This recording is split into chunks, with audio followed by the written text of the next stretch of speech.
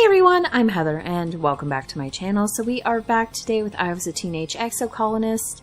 In the last one, we did a lot more exploring. We got to the end of the area we were in, so I don't know if the next one will be available soon. There is a swamp according to the map, but I think things are going to start ramping up because we're finding more out about the aliens now. So let's go ahead and get started. I look really angry right up here. Maybe that's because I'm more like rebel now than like peaceful, I guess, or compliant. I guess that would be more accurate. Dis has some bubbles, so we might talk to him. Let's just make sure no one else has bubbles.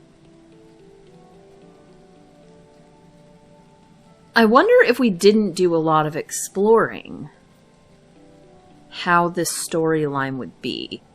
If we had done a different direction. Like, would we have met the alien and all that? Dis is relaxing in the back of one of the expedition vehicles, absorbed in a holo novel. You clear your throat, and he jumps and gives you an awkward but genuine smile. Hey Heather, he says, pulling his legs out of the way so you can climb in beside him. It's getting harder to find places to be alone here, don't you think? I'd kill to be out exploring, but Utopia insists we have a rest day. He rolls his eyes. Dis closes his holo novel and sighs. It's just so crowded here, he complains, and it's boring. I'd rather be out there with Sim, learning about this planet, Dis continues, looking wistful. He folds his hands over his heart. He's so interesting. I could talk to him forever, you know. Like we really connect. Have you gotten much out of him? Yeah, Dis exclaims, sitting up straighter. Well, I mean, sort of. He still says there's stuff I'm not supposed to know yet, but I figured out a lot on my own. The biggest thing is that the planet is basically all connected, like a fungal network that's so old and complex that it's practically like a computer, he says, talking fast and excited. And not just the mushrooms, the trees, the animals, even the rocks and the water. Dis smiles. He didn't want me to know that one, he confides in you, but I guessed it. Remember how your dad got sick every year from the pollen? And it was actually fungal spores? Well, I just started thinking from there, and yeah, it's like every year the planet refreshes its communication network with fresh spores. It's so cool.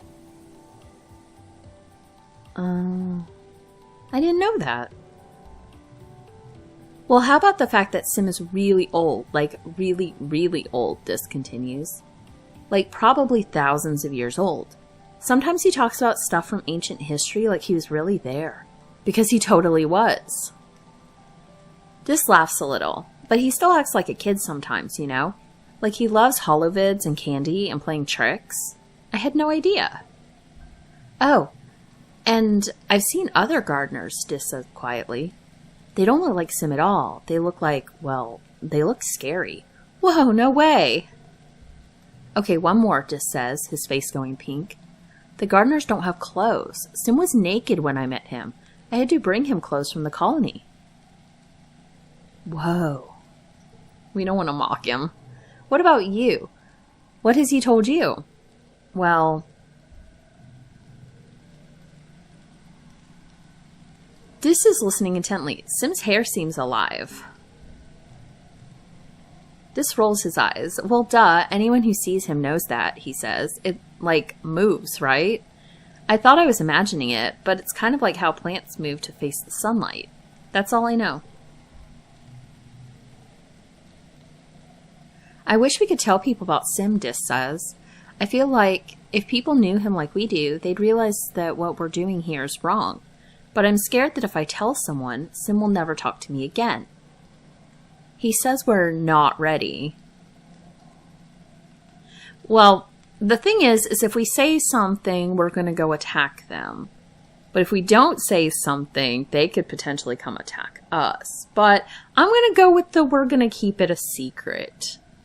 We can't tell anyone what we know. I know, Dis mumbles, sighing as he thunks his head against the window of the cab. I don't want to mess up whatever plan they have. I just want to help, though, you know? I know. Dis nods and turns away, done with this conversation. Okay, I need a break soon. I don't know if I can actually go exploring more. Because Utopia had told us that we would have a new area last time.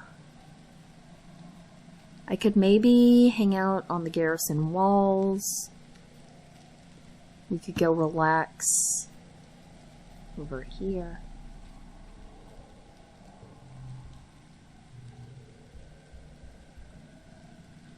Let's relax in the park. Your mother's white astrantia flowers are flourishing in the garden, and everywhere else too. They've really taken to something in the soil here. You even see them outside the walls. Something must be carrying their seeds out towards the wilderness. Okay. I'd rather not get rid of those cards. Okay, mid-wet. Late-wet.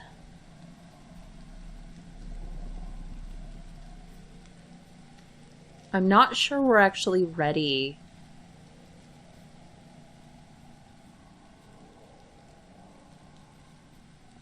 to go out further. But does anyone have anything to say? No. Our biology and perception are completely maxed out. I could do some engineering. What's... Download data for Sim. Okay.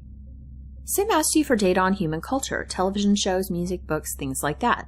You have unlimited access to Congruence's media archives through your holopalm, but for Sim it will be a little more complicated. You'll need to find a physical storage unit with enough memory to contain a chunk of the holo archives. Well, all we can do is steal one, so let's do that. The robot workshop would be a good place to look. You sneak in, nobody around. Good. You rummage around until you find what looks like a portable holo unit in a drawer, then find a port in the wall to plug it into. An interface pops up with options to copy data onto the tiny drive. Perfect. You start by carefully copying your very favorite vids and games, then realize there's a ship-ton more room on this tiny device. You sweep in several thousand more vids, as well as an entire content of the school's Learningpedia. As you slip the unit into your pocket, the Congruence console above you suddenly flickers and lights up. Congruence seems amused. She doesn't sound an alarm, although you know you shouldn't be in here, but asks in a neutral voice, "What are you doing in here, Heather?" "I just came to see you." Congruence allows her expression to show doubt, though she seems flattered. You chat for a bit, then she tells you to get out before you get in trouble. She seems to be lonely. Can an artificial intelligence get lonely? It's something you never really thought about before. You guess she must miss Professor Howe quite a bit. Okay. I'm interested in the DNA tinkering, so let's look.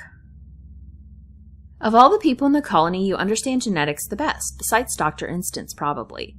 She trusts you to attend to the gene tech machine. With access to a machine like this, you could give yourself a new genetic enhancement. Sure, you probably shouldn't mess with your genome too much in vivo, but one little change couldn't hurt. Of course.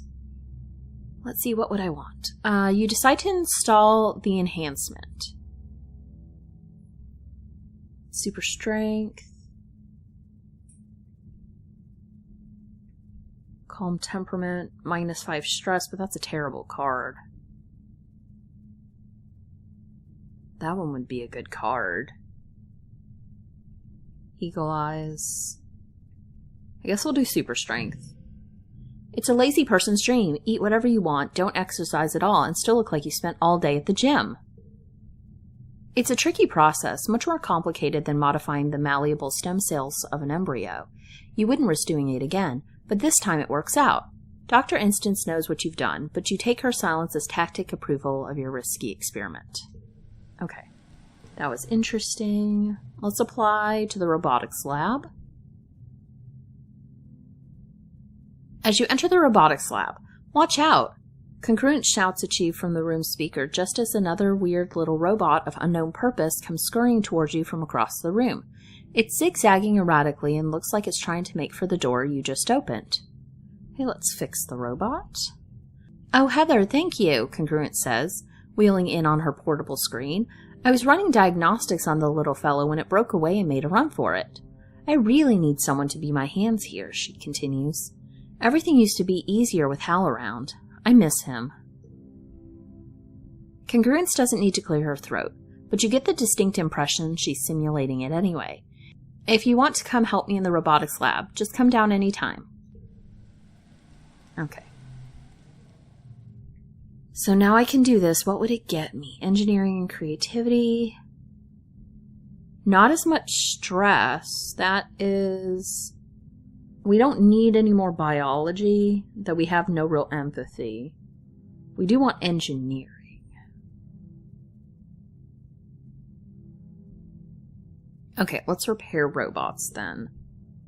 You're honestly pumped for your first day in the robotics lab. There wasn't enough room on the Strato for a proper lab, so for most of your life you've been warned that the bots the colony relies on, like the watering bots and the hover lifts, will eventually all break down for good. With a fully functioning robotics lab, you should be able to keep those bots active for a lot longer. Plus, there's all sorts of unused bots in here. You'll look around and wonder at the wide array of chassis and shells. Maybe one day you'll even be able to create new robots of your own. You can't wait to show off what you can do. Congruence is so relieved to have an assistant. Since Hal died, well, Dr. Instance is too busy to help, she says, as you're setting up. Tangent sometimes lends a hand, literally, but she seems more interested in her own projects. The chief engineer seems to think they're a lost cause, that we should just recycle them, Congruence opines. Hal would never have thought they were trash. So what are you excited to work on, Heather? Programming is super cool. Isn't it? Congruence agrees. You can do anything in the digital world. Translating it to the physical world is another challenge, but I promise you're going to learn so much about bot code. Congruence goes quiet, then adds, Go ahead and look around. If you have any questions, let me know. You spend the day getting to know your way around the robotics lab, meeting all the bots you're going to be working with. These broken, forgotten bots just need a little TLC. Get to work. Okay, so 34 is not difficult. So let's add you and you. 4.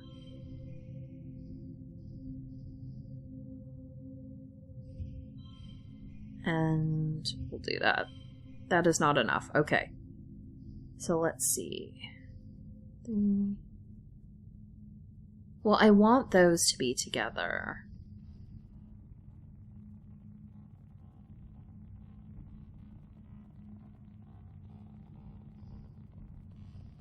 Okay, so you here.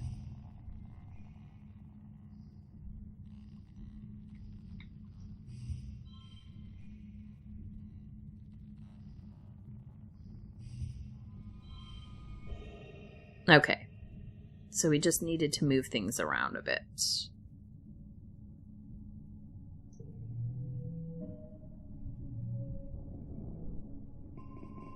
We have some pretty bad cards, though. Oh, it's glow. New perk. Shop gadgets. New cards in the depot.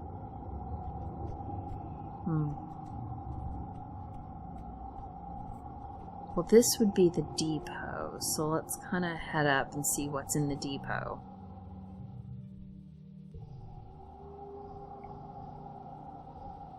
That might be good, but I don't have that many.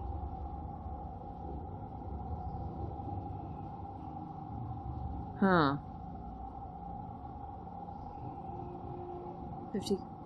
Okay, we need way more kudos if we're going to get some of those. I mean, that's not bad.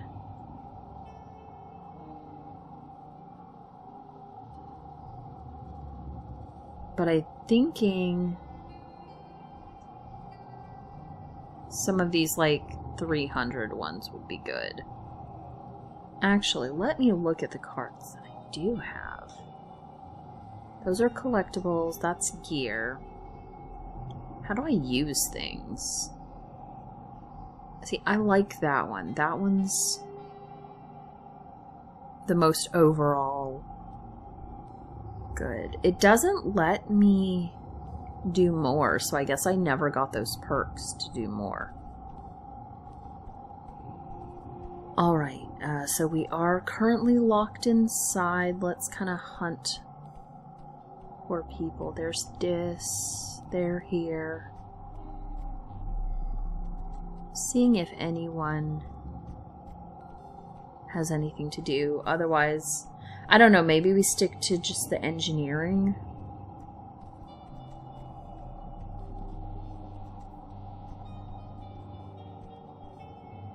I could do, like, animals.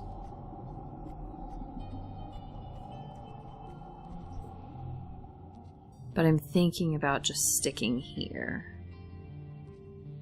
And we might as well do this one, because this one's still just 3 or not even 3 engineering. It's got some reasoning, but I'd rather get more engineering. Tange flags you down in the hallway. Oh, Heather, do you have a moment? You go on expeditions sometimes, right? She asks, at least far more than I do, or would ever wish to. So, would you mind doing me a favor? Of course.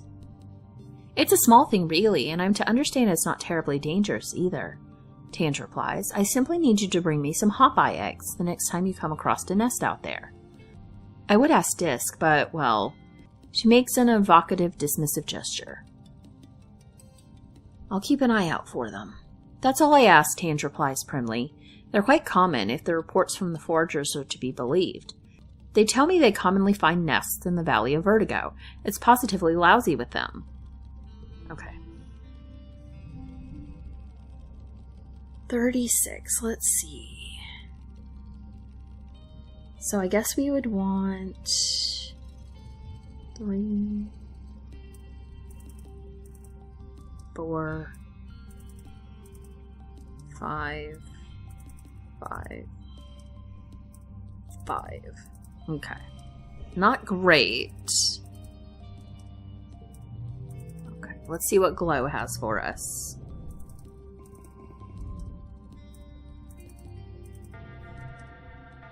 You're just putting on your boots to grab dinner in the lounge when you hear the colony sirens begin to wail. It's the yearly attack. Ugh, they couldn't have waited until you ate dinner. Rude. Outside your window, you watch the colony defense begin to mobilize. Your hollow palm chimes with the usual reminders for all civilian colonists to stay indoors. I do have that, so let's join the colony defense. You head to the garrison to grab a plas rifle, then report to the front.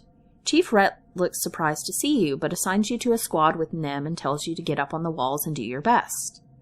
On the other side of the walls is more Xenos than you've seen in one place ever. They seethe out of the forest, large and small, herbivorous and predatory, fungal and otherwise, flying and crawling and hopping towards the colony with a single-minded determination.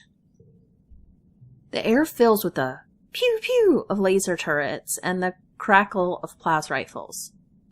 The enemy's front lines collapse, only to be replaced by even more Xenos, just as many as before, if not more. There's no end to it.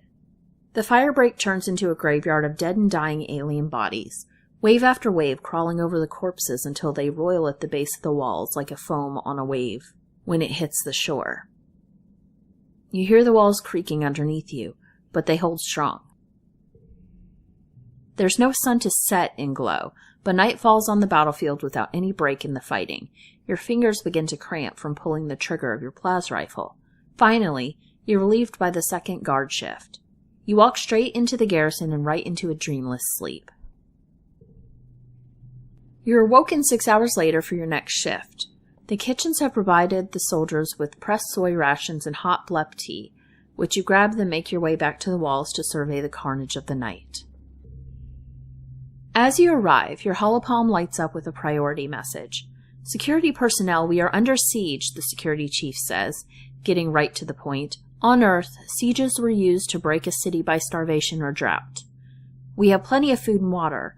Guards will rotate 6 hours on, 6 off. So long as we keep the Xenos on the other side of the wall, we can hold them off for days, weeks even. Weeks? Everyone exchanges exhausted looks. He pauses, then adds, we can do this. We're stronger than them, and we're not going anywhere. You and the other soldiers fall into a fitful rhythm, alternating shifts on the wall with brief snippets of sleep. Gunfire becomes the soundtrack of your days, which begins to smear together like paste. Nem in particular is suffering.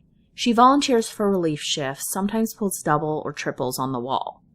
You catch her mechanically shoveling soy porridge into her mouth, before seeming to fall asleep sitting up. A minute later she jolts awake as someone's spoon clatters against their bowl. Tempers grow short as fatigue sets in. 6 days pass. You're on shift, watching the Xenos batter themselves against the walls. You feel your eyes on focus at the sheer formless horde of them. In all these days, they still haven't breached the colony. Sometimes they even seem to retreat, ebbing backwards and reforming somewhere else. It's behavior you've never seen before. A group of monsters break from the tree line. Nothing new except for one of them. One of the Xenos looks different from the others, almost humanoid. What is that thing? Wow. The creature looks suspiciously like a person, at least from the waist up. Down below, it's a lumbering chimera vaguely reminiscent of a faceless, wrapped in tattered bits of flesh and bony protrusions. Something like hair flutters behind it as it turns and looks straight at you with an unnerving, malevolent intelligence. You rub your eyes. Yeah, it's still there. So this must be the gardener. Eventually. It approaches to the base of the wall, and the other monsters surge forward on to pound against the gates. Try talk to it. You wave to it, and the creature sneers, and, to your surprise, approaches the wall. Little weed, they address you in a halting, rasping voice. Everything seems to go quiet nearby as you strain to understand this talking terror. Child of breeding rabbits, feral pig, kudzu.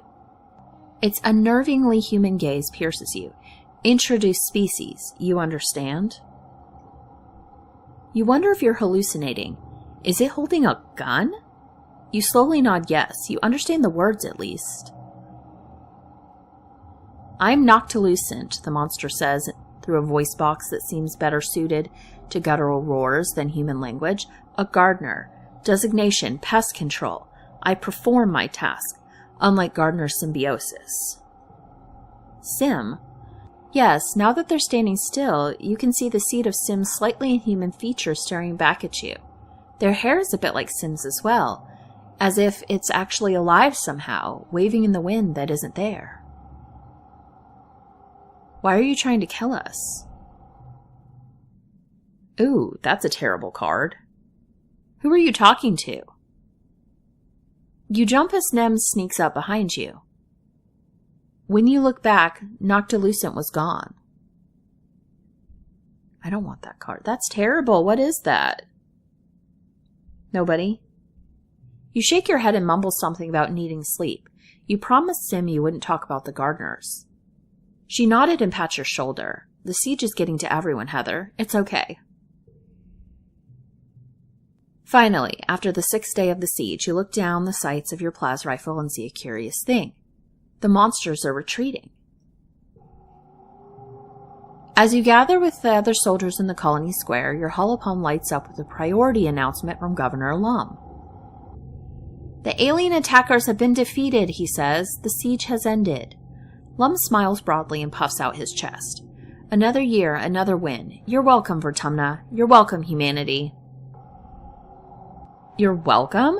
You hear and see Chief Brett nearby looking livid. What did he do? He rants to his security officers.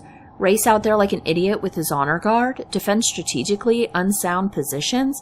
Put himself in danger so we have to save his overstuffed ass?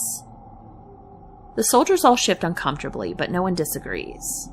And when I actually needed him, Rhett continues, taking his 12-hour beauty rest while the rest of us slog through the endless shifts. The soldiers are exhausted from the siege, so the crowd in the square disperses quickly. Only a few Helios remain, covertly filming Rhett while he continues to rail against Lum. On the horizon, the first rays of quiet streak the sky with lavender. You watch Utopia's reclamation crew head out through the gates to begin vaporizing xenocorpses for their component molecules. That night, you have terrible dreams. You imagine that you're sieging the colony, that you're a creature crawling in the mud on your belly, the ozone crackle of plas rifle fire arcing overhead.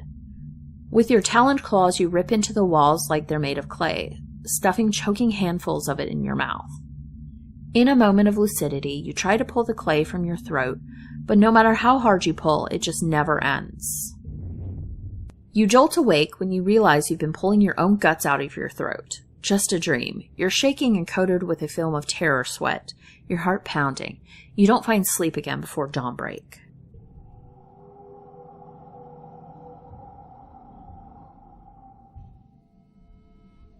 Okay, so we are now 18. So I guess we have, 2 more years? This has been a very stressful glow.